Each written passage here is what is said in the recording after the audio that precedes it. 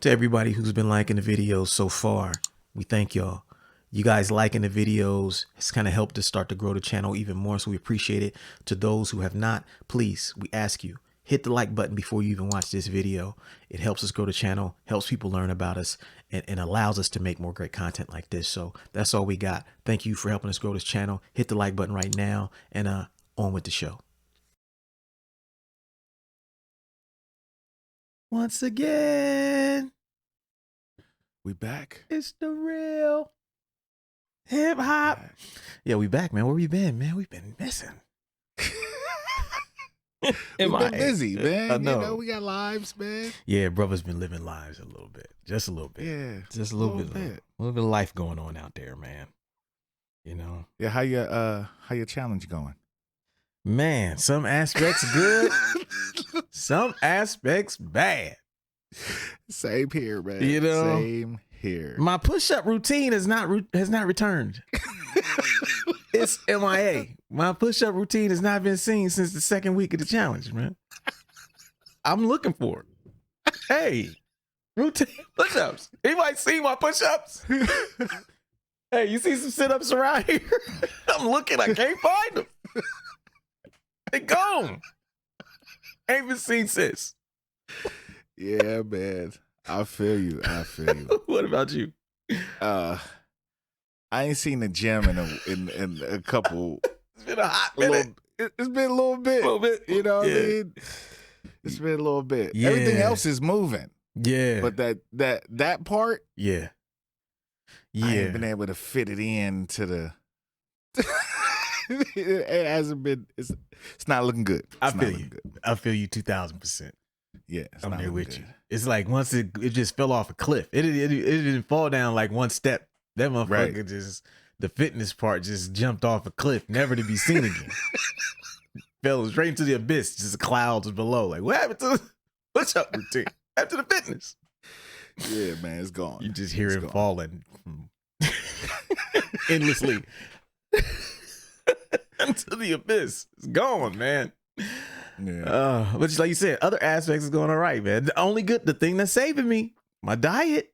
Yeah, exactly. My diet, I haven't gained or lost really. Yeah. Like I've been about 2 pounds up, 2 pounds down, you know, here and there. But because my diet is still pretty good. Yeah. But as far as working out, it is not happening, yo. Yeah, I think I lost my initial 5 pounds, and I just been literally like right there. I still got like 5 more to go, but that 5, I ain't getting no lower. It's just within 1/2 pound every day. I'm not going up, not going down. But I have changed some eating things on this truck. I'm starting to really kind of figure some things out, and so I think that I might be able to get down, you know, get rid of that last couple pounds just by diet now. Yeah. If I can't, you know, find these push-ups, you know, wherever they seem to be hidden from your boy right now. Right. Yeah. So I feel you. So for everybody at home listening, hey man, look, we not perfect. Sometimes we fall off, you know. My musical shit is cracking though. Yeah, all my other shit is cracking. Yeah. It's just the fitness. Everything else, I got new business deals I'm working on. I got hustles I'm working on. Like I got some shit going. Yeah. That one part is just not happening. Yeah. I wonder why the fitness is so hard this time. Well, you know why? I mean, you know what? Last time you wasn't working when we did it. Right. And I was still full-time music. Right. So brothers, we had time. We could wake up every day and just work out in the morning, I work was out in the going to the evening. gym at like 11. Yeah, that ain't happening now, bro. Nah, that ain't happening now. No. I can't go till 5:30. And by then, I done worked all day. Do I really want to get in the car and go sweat? Just to come all the way back home at what, midnight? Right. Go to sleep and be back up at what, 7, 8 at the latest? Do I want to do that? Nah. Nah, not really. No, to be honest. Nah. No, brothers don't feel like doing it. It's okay.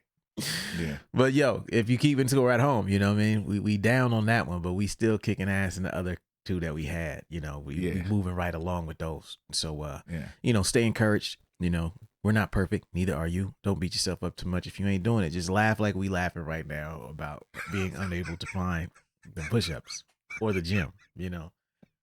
Logic, he lost the gym's address. That's what we gonna tell everybody. The gym been closed. It's just under construction. They closed it. Yeah, they closed it down. They closed it down. It ain't his fault, They under construction or some shit. They remodel. As soon as they finish the remodel, he gonna be right there first in line. Right. But man, it's been a minute. Yo, we want to thank everybody listening to the podcast, sticking with us. Super duty tough work. We trying to get this routine going and trying to keep this podcast regular. It gets tough sometimes because now your boy got a job. And really, we working on some other shit that I think it was going to get us coming to you a little more frequently and take some of the drama out of recording this thing. And so hopefully we're very close to doing that. And maybe in the coming weeks, we'll start doing it. But this week, we got a topic that we haven't really talked about before like this. Mm-hmm. Whenever we do producer topics, we get a lot of love, a lot of support from the producer community who listens to us. And we got a lot of artists of all different types who listen to us. And this week is a production topic. This week's topic is composition tips for producers. And this was inspired because your boy, Printnificence, get his Mozart on.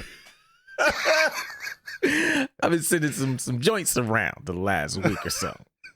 Been lighting Illogic's inbox up, a couple other people, like back in my composition mode. And I've been inspired the last week or two, just in general. But I think it's, I think I said before, I routinely take breaks from doing music, and I'm coming out of one of those breaks where, I take 6-8 months off. And it's no big deal because when I do music, I do music hard, where I'll make fucking 4-5 things in a day, But this topic has been on my mind for a minute because I've started just studying a bunch of composers that I really like, guys who just make music that's just dope, and finding some common threads among what they do. And as I study more and I apply more, I see these things work. And some of these are tips that work for me, tips that we've done for a while. If you are a composer of music, whether you write music, this might help you if you just write anything, long form content of any form. This might work for you. But today's topic is going to be specifically for music producers who are interested in writing and composing better songs, melodies, arrangements, what have you. And this should be a cool topic. It's something that, we are doing every day, and I'm fucking with every day. And I hope this is helpful to you. And so we'll take a break and we'll be right back. We got you stuck off the realness, the most infamous, you heard of us. Official podcast murderers, the show comes equipped with viewpoints to share. Grown man ideas for all those who care and want to grow, so go ahead and download. Every single week with a brand new episode. You're not alone in this world, cousin, so we share information and honest discussion and keep repping the culture like we supposed to. They spread gossip, but they never come close to. I can hear it inside their tone. They talk about the industry but never left their home. You get laced up with bullet points and such, plus empowering topics that they never would touch. You can put your whole network against the team, but Super Duty Tough Work's the MVP. Most valuable podcast on MP3. Priceless info, but all of it's free. So take these words home and think them through. Super Duty Tough Work is coming at you. You are now listening to Super Duty Tough Work with your host, Blueprint. Raw and uncut. Adult conversations. No shucking, no jiving, and no bullshit. So anyways, we're back, folks. Super Duty Tough Work. Blueprint, Illogic. This week we are talking about composition tips for producers. We got 10 of them things. So this is going to be an episode that's probably a little longer than usual. But we've been going for a minute. Yeah, we've been going for a little bit. So took a couple weeks off, so we're going to give y'all extra bars today to make up for the missing time. And so how did this conversation come about? Okay, I realized the other day that I just get paid to drive around and talk to my friends on the phone and listen to fire-ass music. Long story short, That's what I do every day. So in the midst of taking this break from doing music because I had a job, I'm still working on certain shit, but I don't get to do music every day like I have. And I haven't made a beat since last fall, prior to the last 2 weeks. And I just start listening. And I'm going down these Spotify rabbit holes, where you got one artist you fuck with. And it just leads you to another one. Right. Artists you may like. Right. Then you're like, oh, this guy got some fire too. Okay. And then you got shit you always wanted to throw on a playlist. And when you put it on these playlists, your playlists just get potent as fuck. And so I got certain playlists, just go-to playlists. And when I throw them on, I'm just like zoning out, listening to them for 7-8 hour drive. Like, visualizing in my head, like what I'm hearing and how I'm going to apply it to music. And so even though I haven't been making music the last 6-7 months, I've been studying music the last 6-7 months as a listener. And the wild part is this. Prior to getting this job, I felt like I never had the time and place to listen to music. Yeah. Yeah. When you in your house and you put a record on, you be getting interrupted. You walk out the room, the phone ring. You got to look up something on the internet. You know what I mean? You're never truly just sitting listening to music at home. And it will bug me for the years. Like, yo, I don't listen to music as much as I still listen to records that I buy. That's different. Like digging is different. We listen to those records. But I mean, just as like a casual throw on some record and listen to it for hours. Or just checking out new music. Yeah, I don't do that. I stopped doing that. Yeah. I didn't have the time. Or I just didn't have a peaceful enough setting. Now that I've been driving this truck, dude, man, I'm loving music, man. I'm fucking into it again. I'm like, this is shit. Oh my, like shit, come on. I be getting the fucking stink face like, oh, this is my shit right here. Like I ain't felt like that in a minute. Cause I just say, this is like literally nothing to interrupt me from listening to music for 14 hours a fucking day, dude. So as I'm listening to music and I'm going down these rabbit holes, I start like hearing styles and things I like, like y'all know, like David Axelrod is my guy. I like shit like that. Recently, I started stumbling into like the whole Italian library record gang of dudes and some of their shit. And that shit just got me like, let's go. And so that's kind of what's behind it. So the last 2 weeks, and Illogic can attest to you, like I hadn't sent this. Usually when I be making certain shit, I'll be sending this dude shit all the time. He knows. Yeah. And then I'll just disappear for like a year. I'll send him like 2 albums worth of shit. And then I'll send him nothing. You won't hear nothing. Be gone. Be gone. Be like, what's Sprint doing? That's it. But he knows when I'm going hard, I'm going hard. When I'm not, I'm not. So, like 2 weeks ago, I started like my man's inbox up again. Hey, you know what I mean? Yeah. And so but what I'm doing differently this time is I'm not quote unquote making beats. What I'm trying to do this time, as opposed to how I would normally make music, is I'm going back to composition now, which is kind of what I did when I was working on Adventures and Counterculture. When I was doing that record, I was just like, I would write on piano, I would compose, try to write 4 or 5 things I liked every day. And then from that, select the best, strongest riffs and melodies. And then from that, write to those, then produce them. But my last record, I encountered an issue where like, I did it all with samples, and then I went back and had to like change all those samples. I wanted to replay them because I didn't want to take the chances. You know what I mean? And so, but then that made me think I was going about it the wrong way. I'm like, yo, why don't you just compose pieces of music that are dope by themselves? Right. That if you heard them, you'd be like, I need to sample that. I'll loop that shit up. That shit's fire. And why don't you just make those instead of, sampling some shit, writing it to it, leaving it as it is, and then going back at the very end trying to make it sound like it's not a sample at the end and adding all this time to the process. Do some of this shit up. And so I've been into composing, long story short. And so we got these tips, and that's what kind of got me here. And so I've been the last 2 weeks, I've been just like feeling it, just sitting down, just writing all original pieces, and my shit chops is getting better. My ears better now. My chords is getting more fire. And So we're going to talk about that today. We're going to talk about, 10 tips, composition tips for producers. And the first tip for producers is one I just mentioned, which is start with inspiration. By that, I mean, don't just feel like you got to sit down at the fucking keyboard, sampler, workstation, and pull a dope ass idea out of nowhere. It's not realistic. It's not realistic. But you would be surprised how many producers get discouraged when they sit down at that keyboard and the shit just don't come to them immediately. Mm-hmm. This is why I say start with inspiration. I literally have been listening to music that I love for 7 months straight. Mm-hmm. 11 to 14 hours a day. 11 hours driving a day. I drive about 11 hours a day, sometimes a little less, but in general, that's what I do. Listen to fire-ass music. I'm inspired like a motherfucker. When I sit down, the shit is right there. Right. When I hear something, I can pick out the parts now because I've been listening and studying so much, but I don't always try to sit down and just pull shit out of my ass or out of the fucking thin air because it don't work like that.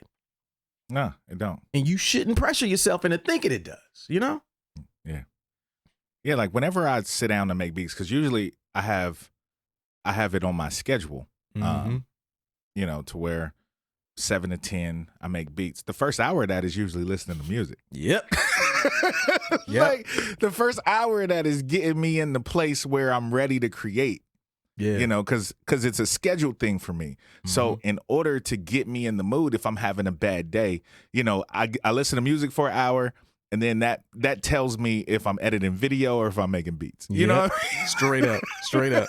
Because if you got something, you making beats. Yeah. Yeah. Or writing. You know what I mean? Yeah. So start with inspiration. Yeah. And so like for those of you at home, if you're a producer, one of the things you should be thinking of, what shit do I just love hearing that gets me amped about beat making? Gets me amped about writing melodies or choruses or whatever the fuck I write. What is it? Whatever that thing is, compile it in one location. Easy to access, easy to be inspired by. If it's on YouTube, make you a YouTube playlist. You know what I mean? If it's on Spotify, make a Spotify playlist that you can go to whenever you have the time and just listen to it. Just soak it in. Mm-hmm. And what's going to happen is you're going to be inspired by it so much. Eventually, it ain't going to be no overnight. You hear something, you sit down and you can translate that into ideas.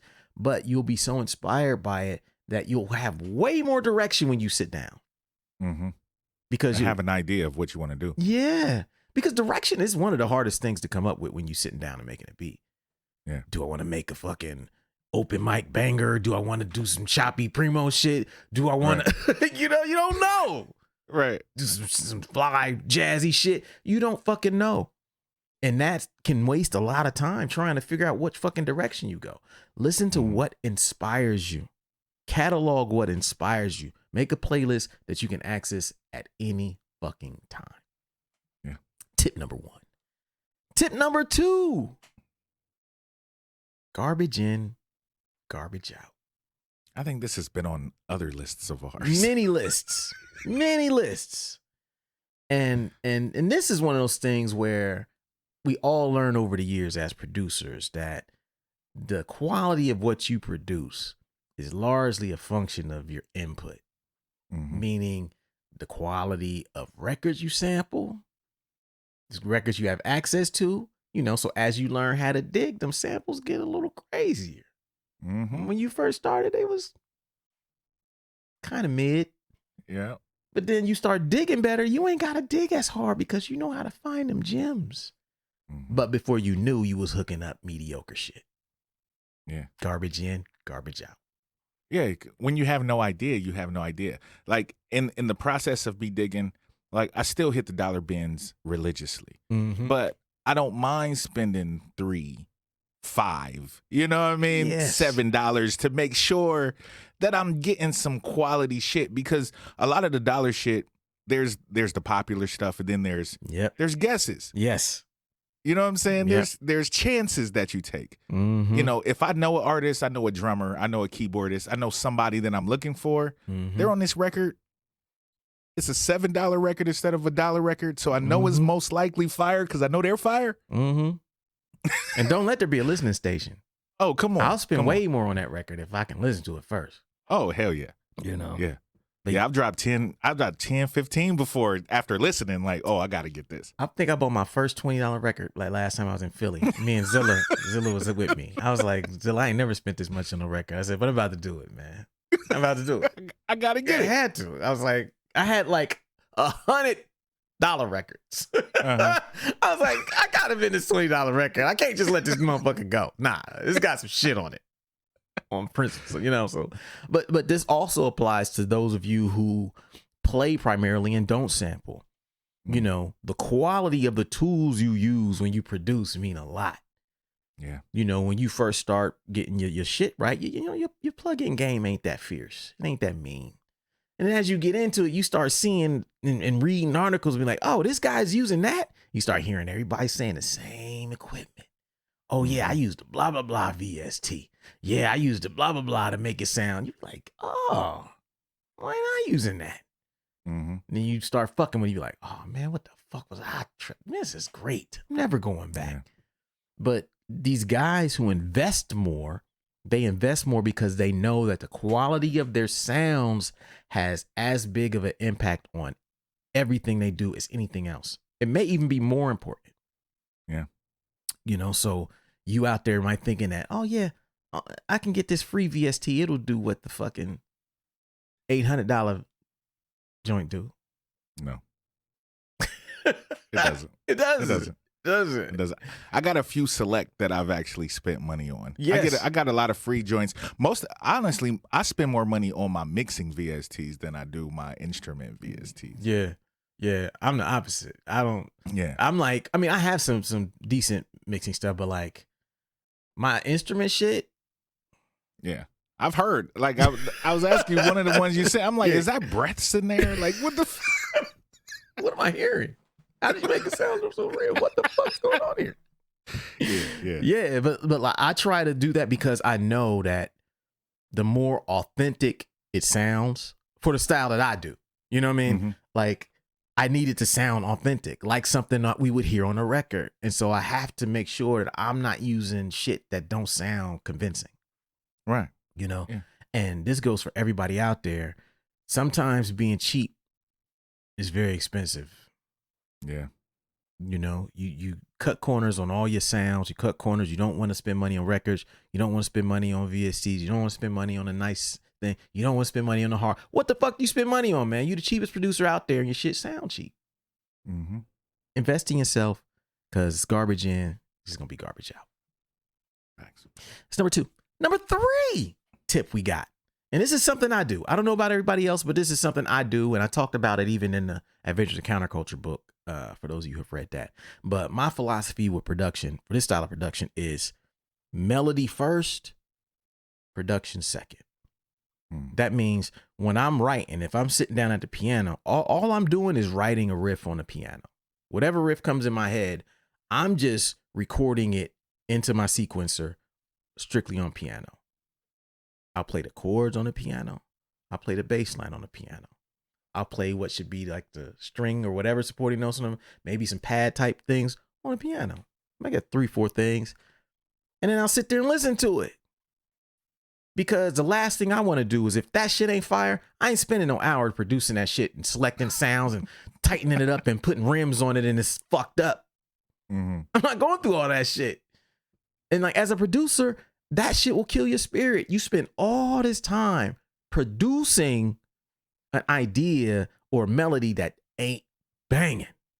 Yeah. Then it sound like shit and you done spent 2 hours on it. Yeah. It don't grab nobody. They be like, yeah, it sounds real clean, sounds cool. But the melody ain't like, ooh. Where people like, okay. Like as soon as it drop, you're like, okay, yeah, that melody is But that's because melody is the most important fucking thing.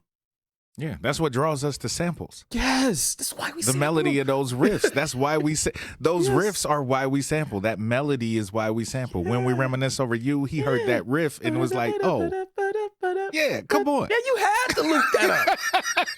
He had no choice. You know, no choice. Imagine how many times you listen to that record. Like he probably was like, "Oh no, hell no, let me bring this back." Oh shit. Because that record is so incredible. That original song.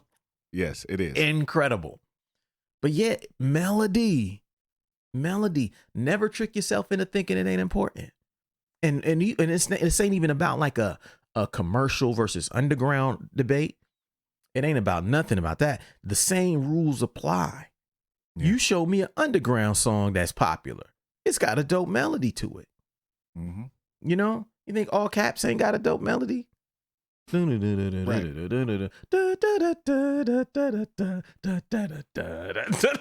can sing that shit. Mm-hmm. You can sing it. Melody. But as a producer, you want to make sure you focus on that first. That's my tip as a composer. You can do it however you want to. You can go straight into sound selection and mixing and mastering and do all of this shit and gaining and all. You can do all that. I'm gonna be sitting at the piano writing the dopest fucking riff. And I ain't gonna spend none of that time doing none of that post-production shit you doing until my riff is so fucking crazy. It don't matter what the fuck I play it in. Yeah. And that's my advice to you. That's number 3. Let's take a break and we'll come right back. Word.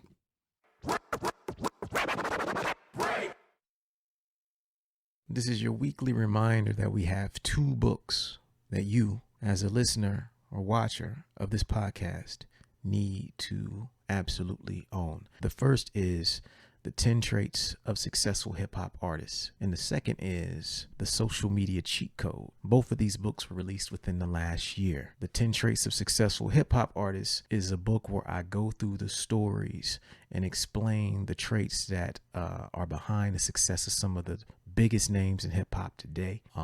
The book has got nothing but amazing feedback. And if you are an artist, business person, whatever you do, if you would like to be inspired and would like to learn more about hip hop along the way and also see some reinforcement of the concepts that we talk about on this podcast, The 10 Traits of Successful Hip Hop is for you. Second book is The Social Media Cheat Code. That is for everyone who listens to this podcast who does not consider themselves an expert or really good at social media. It's not for super experienced people. It's actually for people who are on social media but are not getting the results you need. So what we did is I broke down like 12 or 13 strategies that I use all the time that actually work really well for me. I put it into a book. I gave you examples and I tell you how to implement it. That's a book you absolutely need as a listener to this podcast, watcher of this podcast. If you're on YouTube, supporting these books actually goes a long way towards supporting the podcast. So to support the show, if you like what we do, obviously we don't necessarily get paid to do this shit. So support the products and services that we create. And these 2 books are a big part of that. We appreciate your support, and back to the show.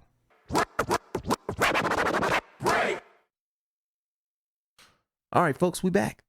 Printnificence, Illogic. We're talking about composition tips for producers. All our producers, friends out there, friends of the show.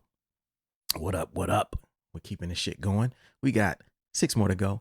We're on tip number 4. And this is one that you will hear everywhere. But tip number 4 is that layering is your friend. Always. Always layer. Always. Sometimes I was listening to something just Friday. And it was a song I discovered. It had this lady singing this ill part. She was just like, ooh. It was just like this ill melody. I was like, ooh, this is so fucking, just like it made me melt a little bit. Like, oh, this is cold. I was like, ah, she killing it. And it was just so just in a pocket. And then it would come on the first 5 times to sing along. Then about the 5th listen, I'm hearing how they layered the melody underneath her. Mm-hmm. So she's not just singing it they got the strings playing the exact same thing she's singing. I'm like, oh, I see what y'all did with that layering over. Y'all had me too. It took me like 6 listens to catch it. But that's the key to a lot of great producers and composers. They don't just have one thing doing something. They layer it. The layering adds texture to it, depth to it. And sometimes when we first start composing, we just pick the one part, we play it in whatever instrument we want, and we just leave it. Yeah, throw some drums on it, maybe a bass line, and that's it. The end. And it kind of limits our ideas a little bit when we do that, you know? Yeah. Like, even if you listen to like Dr. Dre, you listen to Premier Records, you listen to a lot of the producers that might sound minimal, there's multiple, even Q-Tip, there's multiple samples and multiple layers. And even a lot of cats, like even with their drums, you know, they'll layer different loops. They'll layer different time signatures on top of each other to give things a certain feel. Like layering is always the best way to go. Now, sometimes things might not call for layers, but you always got to put that work in to get those layers out there just to see what it could be, you know? Yeah. And if you're doing it the right way, you're going to have, as you're producing, you should always have more than you need. As you make your idea and you're brainstorming, you're throwing stuff at the wall, you're going to have you should have a bunch of different instruments playing some of these melodies and counter melodies and bass lines and stuff, just to see how it sounds. And then as you start producing and you start sculpting this idea, chiseling it down, eventually you're going to be like, okay, this should be layered or it shouldn't be layered. Right. This is enough. This is too much. This instrument by itself don't need nothing else. I'm going to let that cook by itself. Don't need shit. Yeah. You know, other times you might have to layer it like you're saying, but knowing when is very important because you don't want this to sound too busy. Right. You know, so that's number 4 tip. Number 5 tip. Composition tip for producers is switch it up, but not too much. Yes. Not too much, but enough. You know, when you listen to real composers, I'm not talking about just like a rap record. I'm talking about the records that they sample. Right. It ain't just the loop. We might like the loop, but if you listen to it a little more, they're changing it up. They're going to hit you with the verse. First, they're going to hit you with the intro. They're going to hit you with the little verse joint, bridge, chorus. Maybe back to another bridge, then the verse again, then the chorus. You never know. They're going to be weaving and dodging. You know what I'm saying? You're not going to be able to predict what they're doing, but they're going to have various different parts in there. And it stops it from sounding monotonous. It makes it more interesting. Yeah. We don't have to do exactly what they do. Right. But I do think we would be better served by just keeping an extra sequence or two in the tuck. Yeah, at least for hooks, for, you know, just a bridge. Even if you're doing instrumental stuff, it's always good to have a small change up in there just to keep the interest going. Now, if your beat's only 45 seconds, then, you know what I mean? You don't need no change. You don't need that in there. But it's always good. It keeps it interesting and it encourages you to go back for multiple listens when there's changes. Yes. Yes.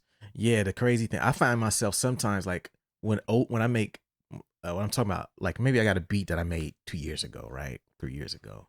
And at the time I just looped it up, didn't think nothing of it, like, oh, this is crazy. Might have wrote a whole song to it. Then I go back and I revisit the record I sampled. I'm like, how did I miss that part? Right. I do that all the time, dude. Let me get that real quick. Like you miss it in the moment because you're so enamored with this one little part, man. Yeah, I always go back whenever I'm mixing, whenever I'm finalizing a record, especially if I use a lot of samples. I always go back to the record, to see what I missed. You know what I'm saying? Because I'm not listening for that thing I already sampled, so I'm listening for the other stuff around it to see, you know, if I can make a bridge, if I can make a little change, a little 4-bar add in on the second verse that never appears again. You know what I mean? Doing different shit. You know, that's the great thing about sampling and playing it in general. Yes. Yeah, you can go back to the well again and find little pieces, little chops, you know, and yeah, it keeps it interesting, keeps it so interesting. But that's number 5. Number 6, I'm just gonna call this, you know, base hits, not home runs. You know, you just want to get on base, man. Put your bat on the ball. Feeling like you got to sit down and make a fucking quote unquote banger every time you sit down can create a lot of pressure. It's no different than someone stepping up plate and feeling like they have to hit a home run every time they swing their bat. You want to take your best swing, but to feel the pressure to say, like, if I don't hit a home run, it's a failure, it's a bit too much for the average artist to take. I don't think we can really operate best like that. And I don't think music even works like that. I think you make a bunch of stuff. Some stuff's good, some stuff's not. Yeah, I mean, any artist should know that everything that they do is not going to be the best thing that they do. You know, whether you're painting a picture, whether you're sewing a sweater, you know, like, it's not going to always be perfect. It's not going to always be what you want. But the more you do it, the more times you'll hit that home run. Yes. You know, there's a reason that the people that, you know, get their at-bats and they practice their craft have the, you know, hitting percentage that they do. They hit more home runs than not because they constantly do it. Yes. You know, it's repetition. So you got to keep putting that work in. You'll hit more home runs as you do it more, but don't expect to do that every time, because then you'll be very discouraged. Yeah. You won't want to sit down and do nothing. I think that's why some people just throw away beats. You know, you hear people go, oh no, I didn't save that. I didn't save this. I didn't save that. And I'm always like, even if I don't like the finished product of a beat, there's some element in there. Yeah. Maybe it was the selection of a bass sound. Maybe it was like some hi-hats. Maybe it was whatever. There was something in there that made me work on that beat as long as I did. Right. So I just can't throw it away like that. But so I think some people throw it away because their expectations of themselves is so high, right, that it pisses them off to have to save this beat that ain't meeting their expectations. Right, because they know they might run into it again. Yeah. They'll get mad all over again, too. Like, all over again. Like, this shit was whack. What the fuck I saved this for? I'm mad again. You know, punk ass beat, you know. Shit ain't fire. You pissed off. You don't want to make beats again. So I think that's why they be deleting their beats. I'm like, yeah, this shit is mediocre as fuck, but that hi-hat right there, woo, let me grab them. Right. Man, that kick. Yeah. I gotta remember that sound. one. Yeah, that one sound. That's it. Yeah, one sound. You know, because that's really what be making you push on. You be hearing one little thing, they be like, you know what, the kick is kind of fire. Let me keep trying. Let me keep adding. Yeah. And this shit be fucking whack as shit. You be like, all right, enough. What time is it? Oh shit. Yeah. 2 hours. Damn. I was tripping. This shit ain't going nowhere. The kick is still the best thing about the fucking beat. But yeah, man, just base hits, man. You ain't gonna get no home runs, man, doing it every time, and just stay focused on that. Yeah. And so let me think. Should we do one more? You know what? We'll take a break and we'll be right back. Word.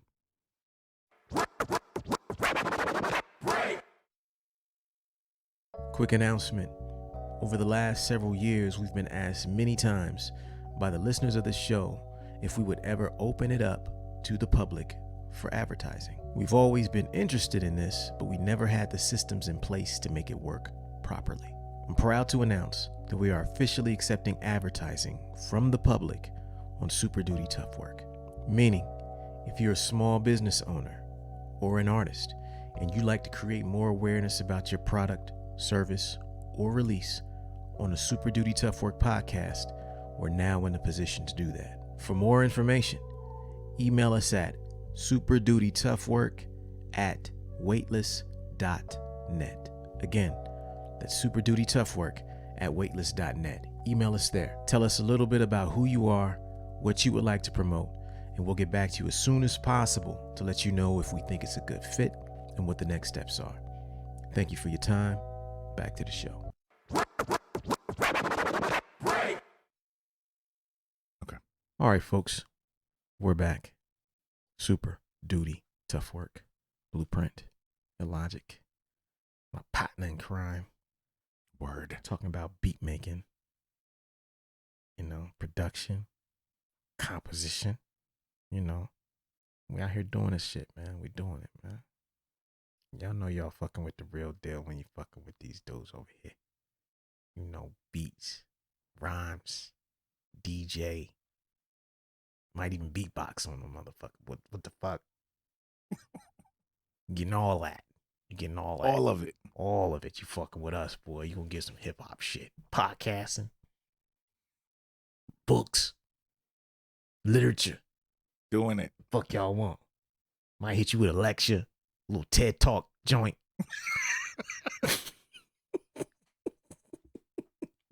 You never know. Fucking with your boys. Yeah, we got like 3-4 more to go. Composition tips for producers. Number 7. This is one I kind of went into it earlier. I should have saved it, but I didn't. But basically, number 7 tip is to compose first, produce second. I look at production like filmmakers look at film. Film has 2 distinct parts to it, or the process. The first is, filming, shooting, right? Yeah. The second part is post-production.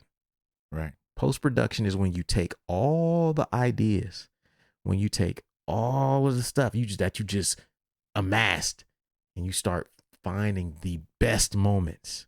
You streamline it, you edit it, you cut it down, you throw some things away, and you put it in its final dope form. That's when you put in the real work. Right.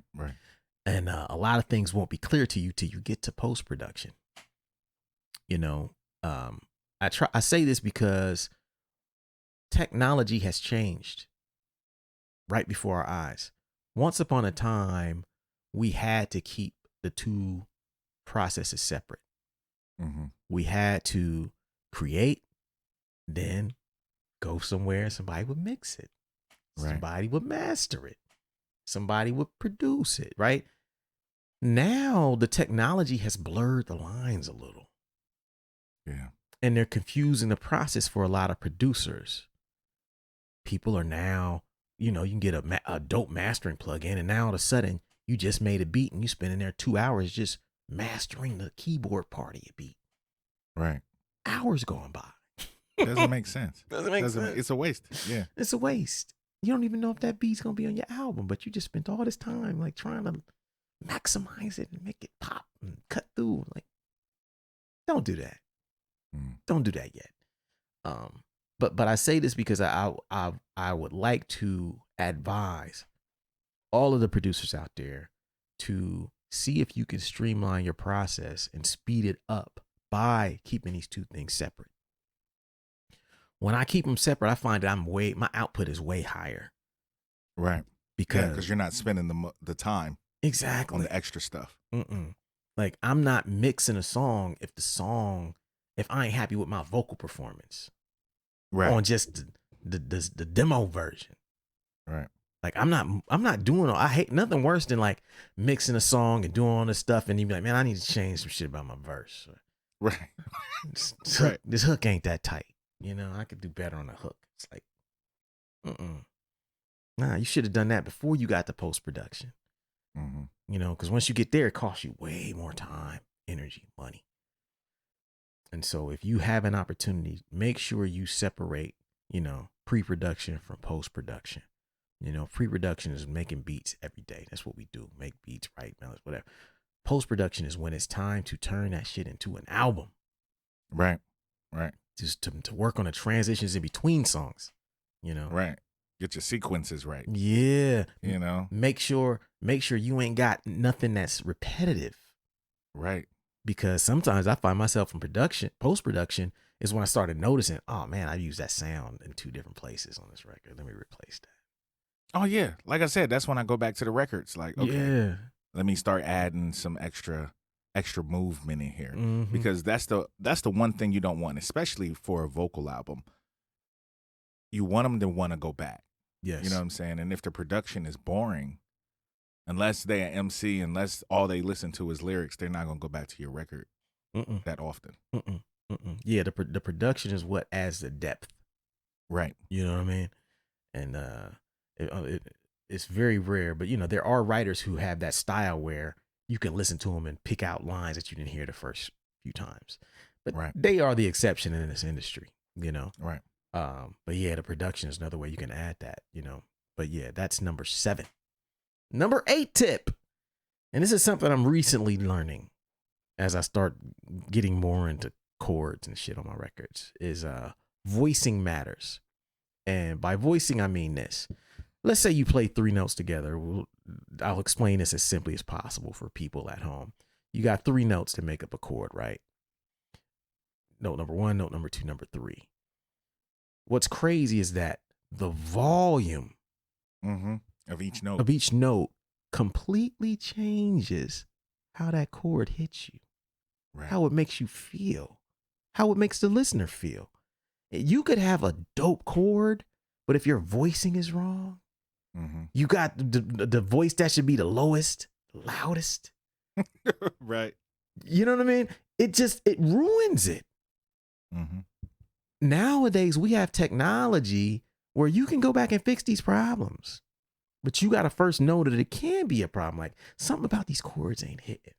First thing I start thinking, okay, if I know the notes are the right notes, it's like, okay, let me start fucking with these volumes. And I mean, which note needs to be the dominant note?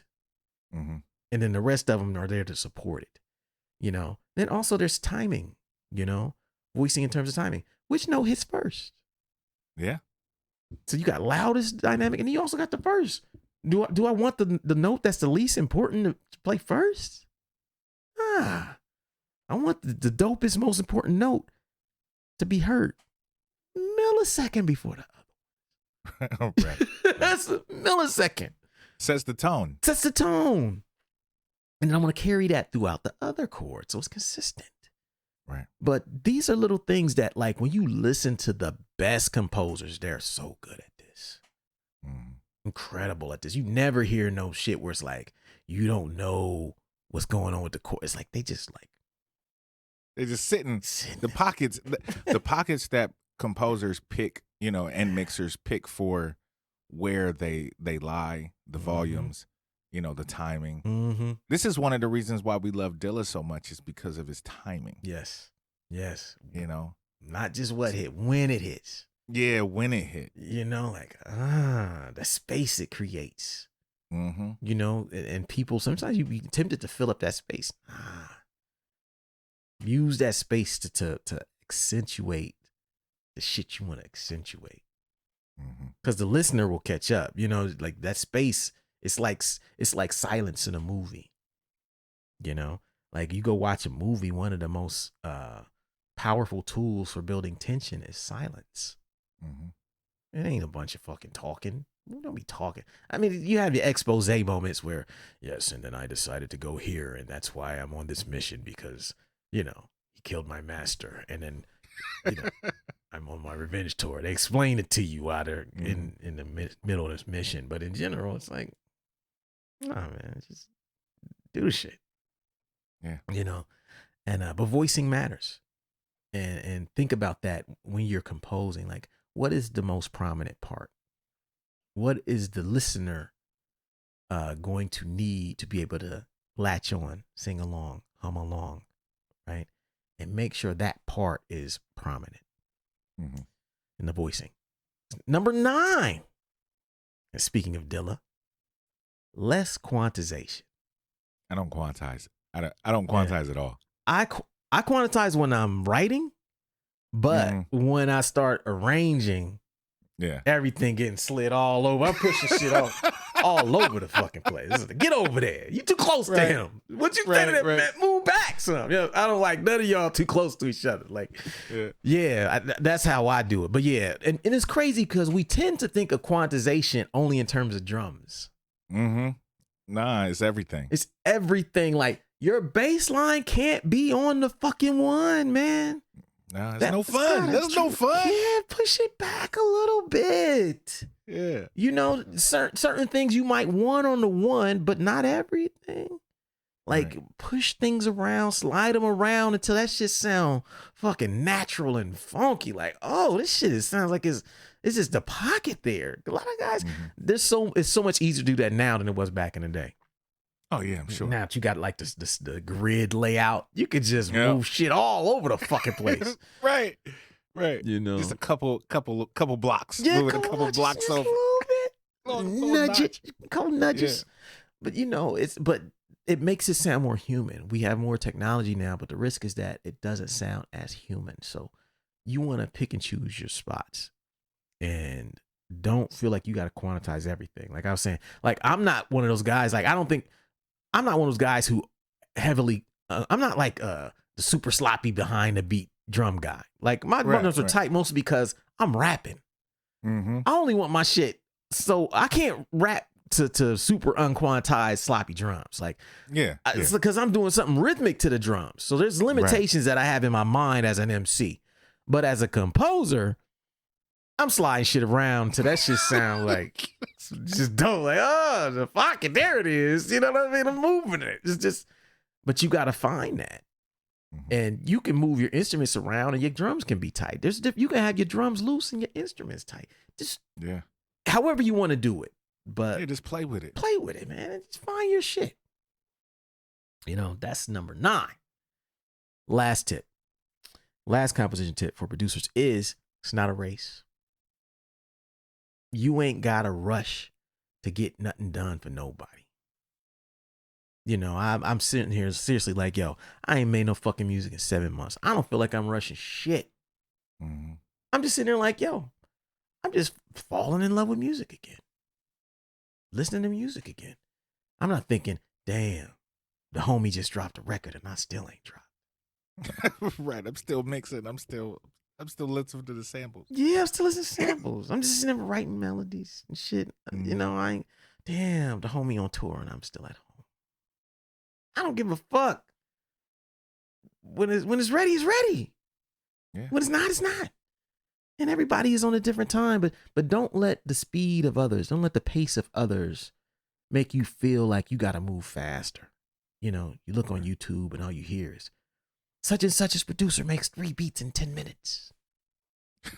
Right. You be thinking, damn, I can't make 3 good beats in 10 minutes. Neither can he, most likely. Yeah, I was gonna say that's the secret. Neither can he. That's the fine print. Neither can he, dog. He made 3 beats in 10 minutes. It wasn't fire. Right. He took the drum, used the same drums on all 3 of them motherfuckers. Didn't program those. That's probably a loop. You know? Right. Don't get it fucked up. Don't get it fucked up. You know, there are certain people who are like musically inclined who can knock out some shit like that. Like if you're like, you grew up, you can play. Oh yeah, then that's different. That's different. But that's completely different. The average hip hop producer, fuck no. They're not making 3 fire beats in 10 minutes. You know what I'm saying? No. But it's not a race. But you watch that shit enough, you start thinking, oh man, let me hustle through this. Let me rush through this. Nah, man, you're not going to hear everything the first time you sit down. Like for me, I'll make some shit. I get my main idea down. I just ride around and listen to it for a day or two. You know, it's all about your process. Yeah. You know what I'm saying? Trust your process. If your process is taking a melody and listening to it for 2 weeks before you add anything else to it, then do that. You know, if you can put down a whole little composition right then and there in 20 minutes and listen to it and then fix it later, then do that. You know what I'm saying? Whatever your process is, you got to trust it and let it, you know, run its course instead of trying to rush itself. Exactly. Well fucking said. Yeah, but it's not a rush. And don't let these people who you don't know and guys who are, you know, making content, you know, not art, right, fool you into speeding up your process. Find your pocket. Make whatever you can make that is a reflection of your best effort. And then you'll always be happy with what you do. Right. And so that's it. I hope that these tips have helped somebody this evening. And I'm going to read them back. Composition tips for producers. Number 1, start with your inspiration. Number 2, garbage in, garbage out.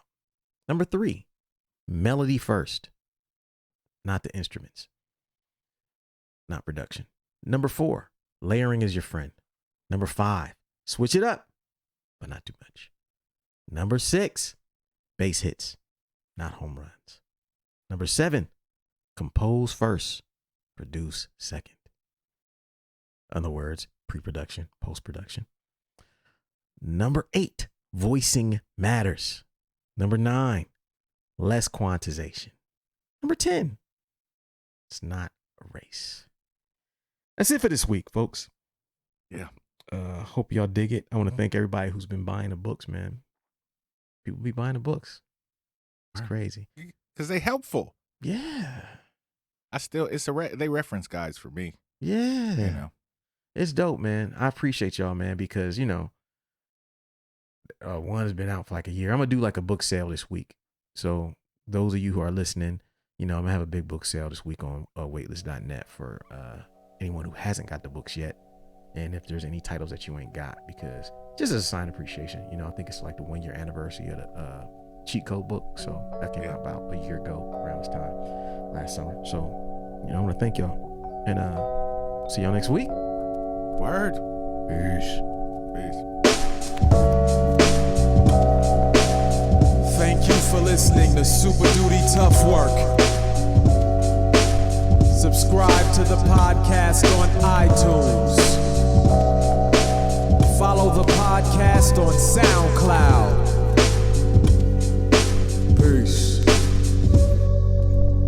Shoot, I got styles already that's more complex that nobody know about.